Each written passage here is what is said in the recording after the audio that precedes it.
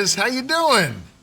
I am great, Governor. How are you? Man, the bus. I'm excited. And Jeremiah, thank you for giving us some of your time. I know you're kind of chilling down in the DR right now, right? Yeah, I'm down there hanging out. That's awesome. Hey, I wish I was there. How you guys doing today? It's how you great doing? to see you guys. How you doing? I'm great. Well, you got a governor and a lieutenant governor who are not only huge football fans, big Eagles, Steelers fans, and both are starting their playoff runs. And I'm just excited for the chance for us to talk a little bit. We got the Axeman, we got the bus. We're ready to have a good conversation. And we're going into Wildcard Weekend, right? Yep. And we got sort of two different dynamics, right? You've got the Birds who are playing really, really hot right now. Yet the Steelers, who got off to a really hot run, but they've sort of struggled over the last 4 or 5 games. By the way, not too dissimilar to what the Birds dealt with last season. Tell me a little bit about what this week is like. The pressure is definitely not on the Steelers. The Steelers coming in, they're not playing well. So there's no pressure on them to go out and play well and win the game. And the one other benefit I think really helps the Steelers in this particular game is the fact that they're playing Baltimore. They don't have a problem getting up for this game, right? You don't have to worry about that part. Everybody's going to be at 10, but the biggest part is you are very familiar with this football team. You play them twice a year. You know what to expect.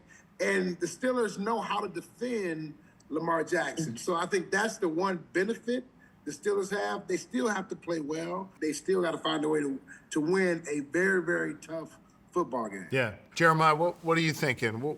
Where's the Birds' heads right now?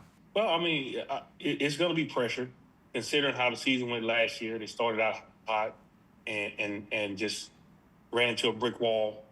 So this year they started out a little slower, and then they went on a winning streak. And that's pressure. That's pressure on the whole organization because they have the team, I believe, that can win the championship. So there's a lot of expectation there in Philly, rightfully so. It's win or go home, and everything is a little bit more intense. Everybody's more excited, and when you play, the whole neighborhood's watching. Yeah, you've both played in Super Bowls. Austin Davis likes to remind me that y'all have won a whole lot more Super Bowls than the Eagles, and I saw, Jerome, you're wearing the ring there. In fact, I remember Super Bowl 40, and when you won it, it's hard to believe that that's 20 years ago. We're coming up on the 20th anniversary of that. What does it feel like to know that you're still such a beloved figure in Pittsburgh? It's a special feeling to know that you are appreciated in that city. And I owe so much to Pittsburgh. It gave me an opportunity to reach all of my goals and dreams. And so that's why, I'm still committed to doing everything in that region and in the area. So, I stay excited about every opportunity I get to get to Pittsburgh. I need a head pick from both of you guys, not a heart pick, a head pick. Jeremiah first, Birds against Green Bay. What do you got? Birds. Jalen Hurts practiced today, which is a great sign. Yeah. So I'm going Birds all the way. We have a great running game.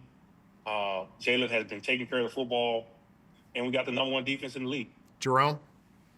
I agree. I like the Birds in this one. I think they definitely have an advantage. And when you look at Green Bay, they're coming in depleted. They're banged up. Yeah. They don't have the same lineup that they had. So I definitely give the advantage to the Eagles. Now, I noticed you pivoted there. I asked you about the Steelers. You went straight to the Eagles. You don't want to make a pick on the Steelers game? That's a little harder, huh? The Steelers is a different story. Yeah. Now, I'm rooting for the Steelers, believe it. I think it's going to be an uphill battle. So I'm going with the Steelers, but it's a nervous. I got you. He said no hard picks. I know. But by the way, that's right. Hey, here's what I'm doing. I'm going with the Steelers plus 10. All right, there you go. I'll tell you what. You ever want to feel like you're a big deal?